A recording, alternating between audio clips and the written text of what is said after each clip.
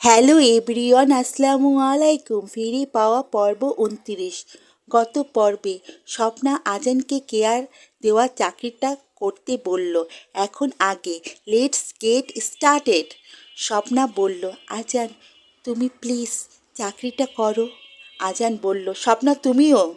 স্বপ্না বলল, আজান বোঝার চেষ্টা করো, কোনো না কোনো দিন তোমাকে তো চাকরি করতেই হবে, তবে এখন কেন নয়? আজান বাবার বয়স হয়েছে, কিছুদিন পর আমাদের বিয়ে হবে, আমাদের ছেলে মেয়ে হবে, তোমাকেই তো সব কিছু হাল ধরতে হবে। সুন্দর একটা ভবিষ্যতের জন্য তোমাকে এখন থেকে প্রস্তুত হতে হবে। আজান বলল, স্বপ্না আমি চেয়েছিলাম বিয়ের আগের দিনগুলো আমি তোমাকে নিয়ে অনেক মজা করব, তোমাকে অনেক ঘোরাবো, তোমার সাথে অনেক সময় কাটাবো।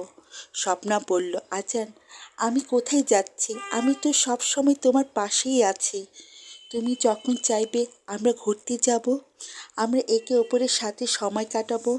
কিন্তু এত বড় সুযোগটা হাতছাড়া হয়ে গেলে সেটা পরে নাও আসতে পারে।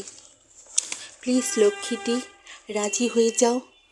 আজান স্বপ্নাকে বুকে জড়িয়ে ধরে বলল, স্বপ্না তুমি অনেক নিষ্ঠুর, তুমি আমাকে তোমার কাছ থেকে দূরে সরিয়ে দিচ্ছ। স্বপ্না বলল, আজান এই দূরত্ব কিছুদিনের মাত্র, প্লিজ ততদিন না হয় ধৈর্য ধরো। স্বপ্না দেখল আজানের মনটা অনেক খারাপ হয়ে গেছে, তাই স্বপ্না আজানকে খুশি করার জন্য দুষ্টুমি করে বলল, আজান একটা কথা বলি। আজান বলল, হ্যাঁ বলো। স্বপ্না বলল, আজান তুমি রাগ করলে তোমাকে পেঁচার মতো লাগে।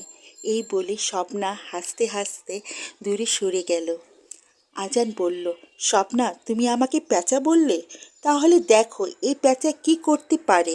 এই বলে আজান স্বপ্নাকে ধরার জন্য স্বপ্নার পিছনে দৌড়াতে লাগলো। দৌড়াতে দৌড়াতে স্বপ্না যেই পড়ে যাবে তখনই আজান স্বপ্নাকে ধরে ফেলে। আজান স্বপ্নাকে শক্ত করে বুকে জড়িয়ে ধরে ফেলল। স্বপ্না এখন কোথায় পালাবে? এবার দেখো পেঁচা কি করতে পারে। এই বলে আজান স্বপ্নাকে কিস করার জন্য স্বপ্নার কাছে আসতে থাকে। স্বপ্না বলল, আজান প্লিজ আমাকে ছাড়ো, কেউ এসে পড়বে।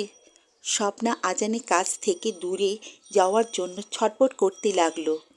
আজান স্বপ্নাকে আরও শক্ত করে বুকে জড়িয়ে ধরে বলল, যে আসুক আসার আসুক, আজ আমি তোমাকে